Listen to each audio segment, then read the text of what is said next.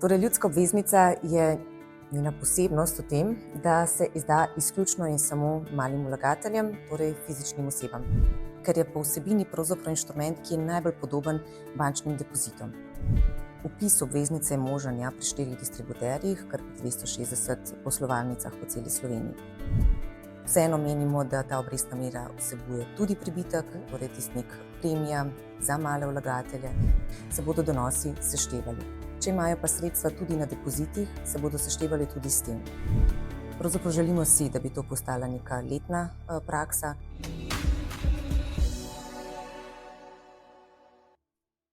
Lepo pozdravljeni ponovno v podcastu Ministrstva za finance s financami na ti. Moje ime je Katarina Matejčič, današnja tema pa ljudske obveznice. Smo namreč sredi druge izdaje, torej kaj so ljudske obveznice, za koga in predvsem glavni plusi. Lepo pozdravljeni, tokrat z mano državna sekretarka Nikolina Prah, seveda na Ministrstvu za finance.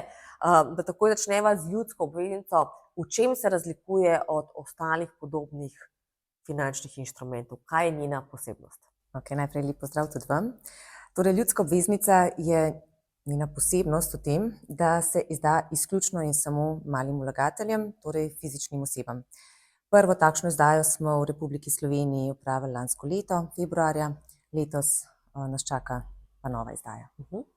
Kakšna pa je kaj praksa drugih evropskih držav, kar se tiče ljudskih obveznic? Vsi poznamo Hrvaško, zelo uspešna izdaja, že prva, in tudi imeli so jih že več kot mi.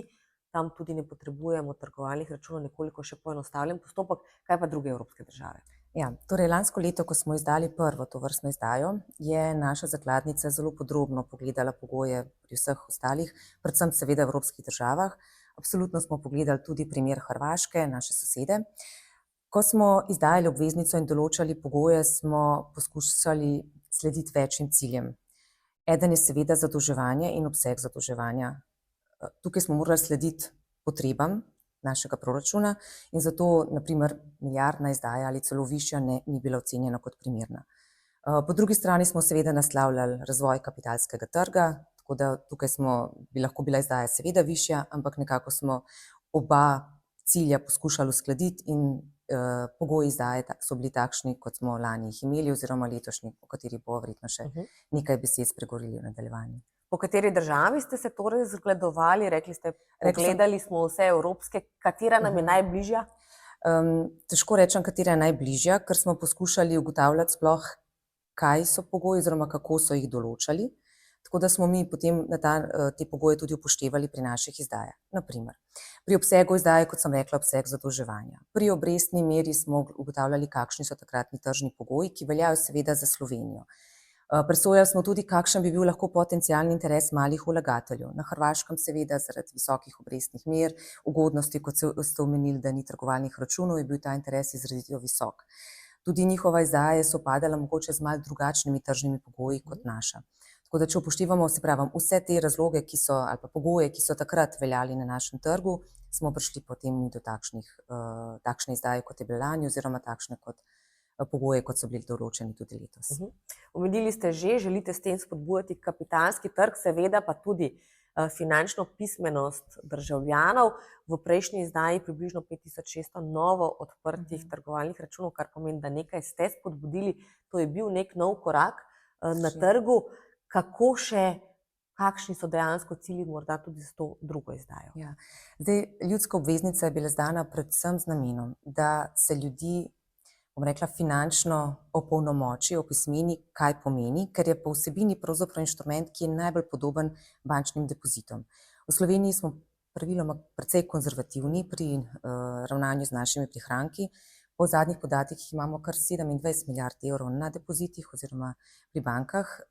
In želeli smo, da bi del teh sredstev prebivalstvo predstavilo na kapitalski trg, premaknilo na kapitalski trg, ampak ob poznavanju tega, torej ob poznavanju, kaj pomeni posamezen finančni inštrument, kakšna tveganja prinaša.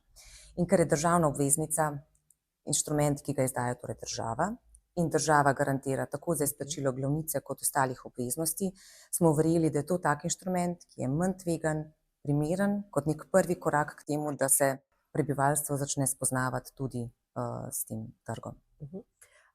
zakaj vendarle tudi za ljudsko obveznico potrebujemo trgovalni račun?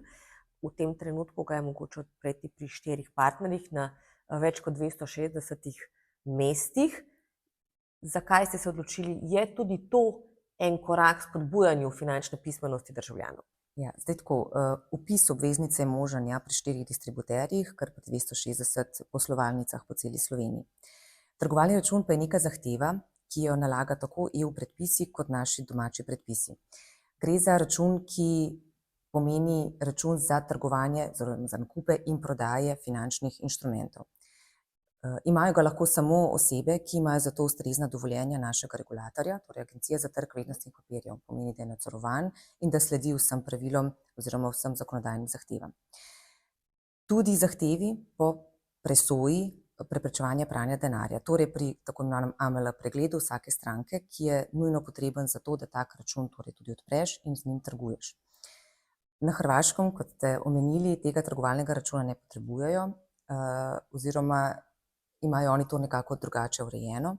Tukaj bomo mi še preverili, na kakšen način pri njih izvajajo ravno ta pregled, torej pregled stranke z vidika preprečevanja pranja denarja in financiranja terorizma in kako se to lahko sklada z evropskimi pravili.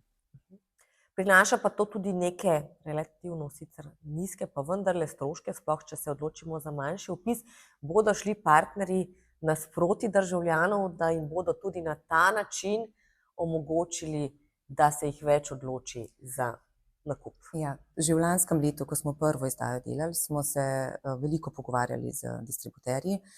Tudi oni so nekako še nam šli nasproti. Mislim, da so ponujali stroške približno 20 € na letni ravni, kar mogoče, če primerjamo s transakcijskim računom, je nekako, rekla temu, ugodno. Tako da je bilo primerno mogoče tudi za tiste vlagatelje, ki so nekoliko nižje zneske vpisovali. In tudi pri tej izdaji so se distributerji ravno tako zavezali, da bodo ponudili ugodne pogoje za male vlagatelje. Dotakniva se tokratne obrestne mere, ta je nižja od lanske, lani 3,4%, letos 2,75%. Nekateri pravijo, to pa je manj, kot je bilo, morda se ne bom odločil. Dajva povedati, kako se v bistvu določi obrestna mera? Je to nekaj, kar se vi na ministrstvu odločite, ali je to nekaj, pri čemer sledite ne samo okoliščinam, ampak seveda tudi odločitvam Evropske centralne banke in na splošno okolje, v katerem živimo? Ja, pravzaprav ste zelo lepo zastavili vprašanje in tudi že veliko povedali. Na Ministrstvu za finance vsekakor ne določamo te obrestne mere arbitrarno, ampak presojamo različne okoliščine. Ena od njih so seveda tržne razmere na trgih, potem razmere oziroma pogoji, pod katerimi se zadolžuje sicer Republika Slovenija na trgih. Preučili smo tudi, kakšne obrestne mere sicer banke dajo na bančne depozite za vezave do 24 mesecev in ob upoštevanju vseh teh okoliščin je bila določena takšna obrestna mera.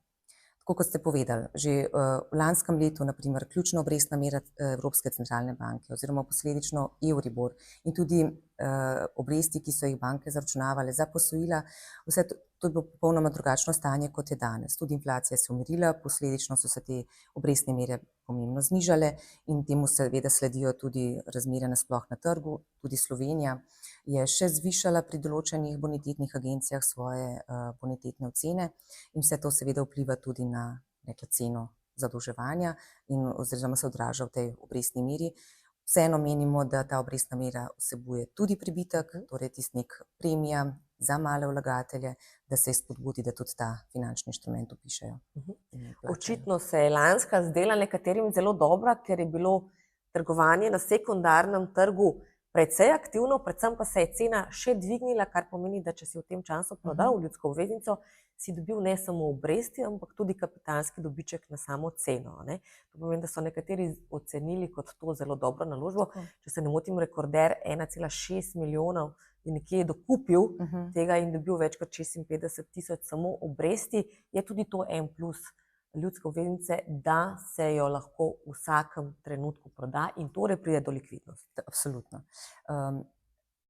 To smo želeli tudi predstaviti, da ko vlagatelj vplača obveznico, ki ima ročnost 3 leta, seveda to pomeni, da če jo drži 3 leta, bo po 3 letih dobil svojo glavnico, vmes pa obresti.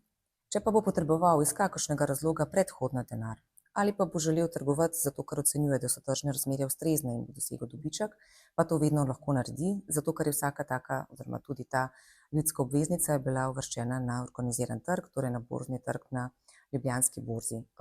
Zelo smo veseli pravzaprav, da trgovanje je. Tudi, ko smo pogledali zadnje podatke, mislim, da je bilo v zadnjem letu za približno 8 milijonov evrov transakcij, tako da to je samo še dodaten pozitiven izplen izdaje ljudske obveznice. Ste se tudi zato morda odločili, da tokrat dvignete mejo, ki jo lahko vsak državljan vplača iz 100 tisoč evrov na 250, tudi morda zaradi teh nakupov, ki so se dogajali v tem zadnjem letu in očitno so nekateri vlagatelji z veliko denarja ocenili, da je to zelo dobra naložba. Ja, tako. Lansko leto, kot sem rekla, mi smo seveda proučili mnoge, tudi druge izdaje, pa ugotavljali, kje bi bila najbolj primerna višina tudi vplačila. Ustavili smo se pri 100 tisoč, ampak tudi na lanskoletnih izkušnjah smo to nadgradili in smo ocenili, da bi bilo primerno, da tudi mogoče tiste osebe, fizične osebe, ki imajo višje prihranke, lahko sodelujejo z višjimi zneski in zato smo ta znesek tudi nekoliko povišali in verjamemo, da bodo lahko pristopili in izkoristili, če ocenjujejo, da je to ustrezna naložba zanje, tudi mogoče osebe, ki imajo nekoliko več prihrankov. Torej vsak posamezen državljan lahko kar 250 000 vloži. Tokrat si niste dali neki meje skupnega obsega. Kakšna pa so pričakovanja, koliko teh ljudskih obveznic želite letos prodati? Lani nekaj več kot 250 milijarde, pričakovanje za letos. Ja. Ugotovilo se je, da je mogoče ugotavljanje, kakšen je interes fizičnih oseb na trgu. Ta postopek je precej zahteven. Drugače je, kot ko se prodaja institucionalnim vlagateljem, kjer gre za utečene postopke. In zato tokrat nismo želeli se omejevati, ampak smo rekli, bomo prepustili končno številko najprej interesu malih vlagateljev po takšni izdaji, po drugi strani bomo pa seveda upoštevali tudi potrebo po zadolževanju oziroma po financiranju proračuna. Cilj bi seveda bil, da bi bila takšna izdaja kot je lanska, kot ste omenili, 250 milijonov evrov je bila lanska nekako ciljna vrednost, prišli smo do 261 milijonov, kar smo ocenili kot zelo uspešno zaključen projekt in želimo si seveda ponoviti lanskoletno zgodbo. Vedno poudarjamo, da je eden od velikih plusov ljudske obveznice tudi to, da velja zanjo posebna davčna obravnava do 1000 evrov obresti na leto, kar pomeni 3000 v 3 letih, če jo držimo do konca, ni obdavčenih, pa vendarle, rekli so lani 5600 na novo odprtih računov in več kot 9000 ljudi se je odločilo za vplačilo. Ali se sešteva teh 1000 evrov, ali tisti, ki so lani že kupili, pa so morda kupili ravno do te meje 1000 evrov, letos te bonitete, bi lahko rekli, nimajo, ker se sešteje ta ljudski obveznici.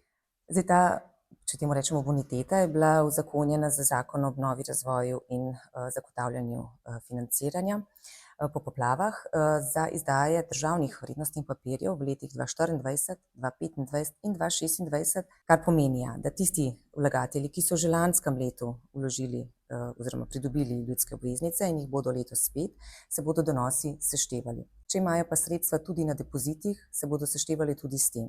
Tako da, ko se bodo odločali in če je to eden izmed pomembnih okoliščin, ki vpliva na njihovo odločitev, je pomembno, da tudi to seveda upoštevajo.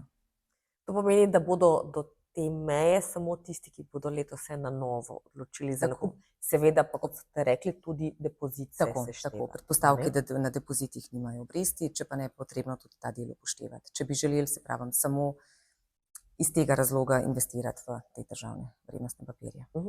Vedno poudarjate, da so ljudske obveznice pomembne za državljane na splošno in tudi za državo in seveda tudi za slovenski relativno plitek kapitalski trg. Zakaj in ali bo to postala neka vsakoletna praksa, s čimer se bodo vse stvari nekoliko premaknile in seveda korak po korak se vedno pride daleč? Ja, pravzaprav želimo si, da bi to postala neka letna praksa. To je pomembno tudi z vidika predvidljivosti vlagatelja, ki mu je ta finančni inštrument ustreza, torej ustreza njegovim tveganjem oziroma njegovim pričakovanjem. Z vidika države je ravno tako primerno, ker bo imela nek krog vlagateljev, ki je predvidljiv in bo vedno lažje določati tudi pogoje za takšno zadolževanje. Nenazadnje pa vsaka takšen državno vrednostni papir se tudi uvrsti na naš organiziran trg, kar tudi ta del pospešuje, tako da menimo, da dovolj pozitivnih učinkov, da bi takšna izdaja, bi bilo dobro, no, da bi postala vsakoletna. Najlepša hvala za tole. Hvala tudi vam.